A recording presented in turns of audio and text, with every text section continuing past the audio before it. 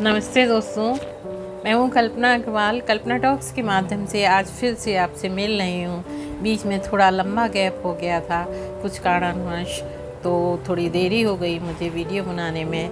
चलिए आज मैं फिर से आपसे इस टॉपिक पर बात करती हूँ कि कैसी वाणी का हमको प्रयोग करना चाहिए, वाणी का सदुपयोग। तो कबीरदास जी का आपने दोहा तो सुना ही होगा, ऐसी वाणी बोलिए मन का आपा खोए, औरन को शीतल करे आपहु शीतल होए।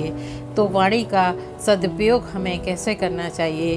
हमें भगवान ने ये जो गिफ्ट दिया है भाषा का, वाणी का, तो हमें ऐसी बहुत से लोगों के पास तो ये गिफ्ट भी भगवान का नहीं है, भाषा बोलने वाला गिफ्ट, जो बेचारे बोल नहीं पाते हैं। तो हमारे पास बोलने की जो शक्ति है, तो हमको किस प्रकार इस शक्ति का प्रयोग करना चाहिए, कैसी भाषा का प्रयोग करना चाहिए जिससे हम दूसरों का मन जीत लें, अपनी ओर आकर्षित कर लें, उनको हमेशा के लिए अपना बना लें, जिससे वो हमें हमेशा याद रखें, कभी भुला ना पाएँ। तो ऐसी वाणी का हमें प्रयोग करना चाहिए, कैसे वचन बोलने चाहिए, कैसी वाणी का प्रयोग करना चाहिए। चलिए आज हम इस पर बात करते हैं। तो पहली बात मैं कहना चाहती हूँ कि जो मनुष्य मधुर, सत्य, विनम्र और आवश्यक वाणी बोलता है, वो अपना तथा सबका हित करता है। उसकी वाणी का बल, तेज और सत्य की शक्ति बढ़ने लगती है, और उस वाणी से जो कुछ कहा जाता है वो सत्य होता जाता है, क्योंकि उसकी वाणी में वो शक्ति बढ़ती जाती है, क्योंकि वो मधुर और सत्य बोलता है ना, और विनम्र बोलता है, तो उसकी वाणी में वो तेज़ आ जाता है, क्योंकि वाणी में भगवती का स्वरूप होता है। और वो ऐसे मनुष्य जो कुछ बोलते हैं वो सत्य होने लगता है, और उस वाणी से मनुष्य जो बोलता है वो ऐसी वाणी से मनुष्यों को वश में कर लेता है, और उस वाणी से जो दुरुपयोग, उस वाणी का दुरुपयोग करता है, तो ऐसे वाणी से वो दूसरे लोगों को अपना बैरी बना लेता है। इसलिए अनर्गल ना बोलकर उतना ही बोलो जितना आवश्यक हो, और जो बोलो तो उस बात का ध्यान रखो कि वो सत्य हो तथा दूसरों के लिए हितकर हो। अगली बात मैं ये कहना चाहूँगी कि अगर आपकी बात सत्य भी है तो भी वो मधुर और हितकर और शुभ हो, ऐसे वचन हों जो शुभ और मधुर हों, तो लोग ग्रहण करने लगेंगे, नहीं तो वो लोग उनकी उपेक्षा करने लगेंगे, और नहीं तो उसकी उपेक्षा होने लगेगी, और कहीं कहीं तो उसका विरोध भी होने लगेगा, और आप फिर उनसे आपकी वाणी का प्रभाव नष्ट होने लगेगा। तो मेरे कहने का मतलब है कि वाणी का सदुपयोग करना चाहिए, ना कि दुरुपयोग करना चाहिए। हमेशा वाणी में अभिमान, रूखापन और अपनी बड़ाई, दूसरों की निंदा, झूठा दम, अनर्गल बातें और दूसरों की चुगली, व्यर्थ की बकवास, अशुभ शब्द नहीं होंगे, तो आपकी बात लोग ध्यान से सुनेंगे और उन पर अच्छा असर पड़ेगा, नहीं तो उन पर अच्छा असर नहीं पड़ेगा। इसलिए जहाँ तक भी हो, कम से कम हो बोलो, और जहाँ पर अनावश्यक हो वहाँ पर मत बोलो, आवश्यक हो वहीं पर बोलो।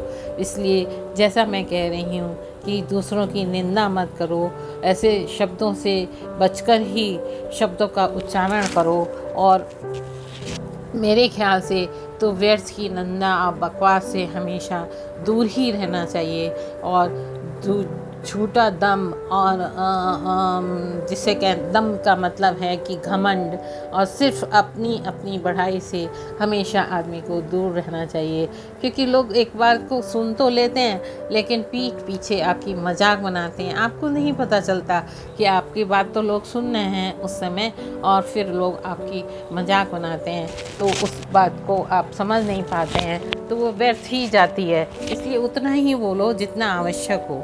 अगली बात मैं कहना चाहती हूँ कि वाणी में मधुरता और नम्रता अवश्य होना चाहिए, और उसमें वचन सरल होने चाहिए, मूर्खता भरे नहीं होने चाहिए, जिसमें परस्पर प्रेम, और सुख पहुंचाने वाले, प्रेम बढ़ाने वाले हों,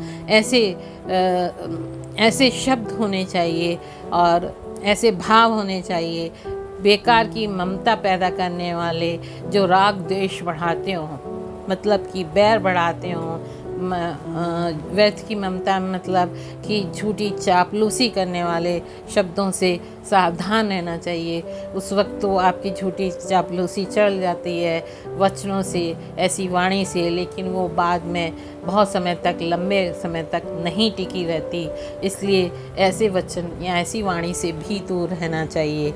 अगली बात मैं कहना चाहती हूँ, कभी दो आदमियों के बीच में नहीं बोलना चाहिए और उनके हित में आपको लग रहा है कि आवश्यक है उनके हित में बोलना, तो उनसे नम्रतापूर्वक पूछ कर बोलना चाहिए कि प्लीज़ क्या आप मुझे थोड़ी सी टाइम देंगे, और किसी की बात को काटना भी नहीं चाहिए। अगर आपको लग रहा है कि कुछ मत भ्रांति है तो आपको उनसे परमिशन लेकर थोड़ा सा बीच में उनकी सच्ची प्रशंसा कर फिर उनको उनकी बात उनके सामने रखकर समझा कर, और तब थोड़ा सा उनसे अनुमति लेकर उनको समझा कर कूल हार्टेडली फिर उनसे बताना चाहिए कि हम ये कहना चाहते थे। नहीं तो क्या होता है कि उसमें विरोध प्रकट हो जाता है और वो व्यक्ति आपको अपना विरोधी समझने लगता है और बेमतलब का अनर्गल वहाँ विवाद खड़ा हो जाता है। इसलिए मतलब दो लोगों के बीच में कभी भी नहीं बोलना चाहिए, ना कभी बात को काटना चाहिए। इसलिए वाणी के सदुपयोग का मतलब मेरा समझाने का यही है कि वाणी का सदुपयोग वहीं है जहाँ पर आप जो कुछ बोल रहे हैं वो कहाँ उपयोग में आ रहा है। इसलिए कभी भी दो लोगों के बीच में बेमतलब भी नहीं बोलना चाहिए। अगली बात मैं कहना चाहती हूँ, हमेशा वाणी से विष का संचार कभी मत करो और अमृत का संचार करो। जो वाणी सरल, सत्य और उल्लास बढ़ाने वाली है, वही वाणी मधुकर और हितकर होगी, वही वाणी अमृत का विस्तार करेगी। इसलिए हितकर वाणी को अनर्थ एवं व्यर्थ वचनों के उच्चारण से बचकर निरंतर भगवान का जप एवं कीर्तन करो। इसमें ही वाणी का सदुपयोग है। अगली बात कहना चाहती हूँ, ऐसी वाणी जो मजाक के रूप में या किसी का दिल दुखाने वाली हो, किसी पर आक्षेप लगाने वाली हो या किसी का अहित करने वाली हो और अपनी मूर्खता प्रकट करने वाली हो, ऐसी वाणी कभी नहीं बोलनी चाहिए। क्योंकि ऐसी वाणी से आपकी मूर्खता तो प्रकट ही होती है और उससे किसी का अहित या दिल दुखता है तो वो व्यक्ति आपसे दूरी बना लेता है और वो दूरी कभी खत्म नहीं होती। लास्ट में मैं कहना चाहती हूँ कि मौन में बड़ी शक्ति है, तो प्रतिदिन कुछ समय नियमित रूप से मौन रखो। इससे आपका एनर्जी लेवल बढ़ता है। सप्ताह में या महीने में एक दिन का मौन व्रत रखो और उस समय आत्मचिंतन, सच्चिंतन और भगवत चिंतन करो। उससे आपका मेडिटेशन और एनर्जी लेवल बहुत बढ़ेगा। जैन लोगों के यहाँ भी मौन व्रत रखने का कुछ प्रोविज़न है और हम लोग के यहाँ भी एक फेस्टिवल मनाया जाता है, मौनी अमावस्या। और हम लोगों के जो पूर्वज थे वो भी जब तक नहीं बोलते थे, जब तक पूजा करते रहते थे या अन्न जल ग्रहण करते थे तब भी नहीं बोलते थे। तो उसमें भी कुछ ना कुछ राज छिपा था। वो तब भी बोलते थे जब वो अपना अन्न जल ग्रहण कर लेते थे, तब उसमें एनर्जी लेवल तो कुछ बढ़ता ही था। तो मौन में भी बहुत शक्ति होती है। इसलिए ये जो फैक्टर है ये भी मेरे कुछ बहुत समझ में आता है।